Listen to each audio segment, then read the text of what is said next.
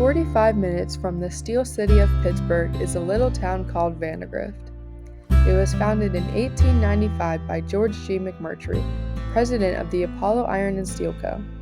He needed a home for a new steel mill and picked a spot along the Kiskiminetas River for the massive mill to be built. In addition, he wanted to create the perfect workman's paradise town. He saw how other industrial towns were not as successful as they could be. Workers were often crammed into small, rented houses, and the towns were dirty and not very welcoming. The living conditions of the town did not draw workers or their families into them. So, McMurtry hired famed suburb designer Frederick Law Olmsted to plan out the model of this new town, asking him to create something better than the best.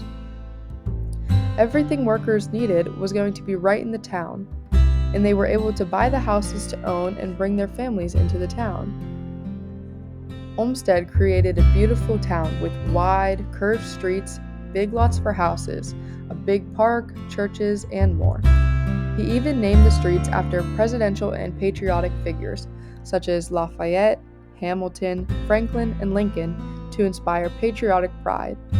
The model for the town was so good that in 1904 it won 2 gold medals at the St. Louis World Fair. McMurtry's plan worked. People started moving into the town to work in the mill, and by 1906 there were 2,200 men employed at the mill. A bunch of businesses and schools and churches opened up, and the town was thriving. The men who graduated from high school went straight to work at the mill. Steel workers were getting paid more than ever before. Vandergrift became America's first successful worker-owned planned community. The steel from the mill could be found on the New River Gorge Bridge, the Panama Canal, the U.S. Steel Building, and more. While the town today is not as great as it once was, it is still rich with history and pride at the success of the new ideas from George McMurtry. The workers and their families to this day find their home in a place that is better than the best.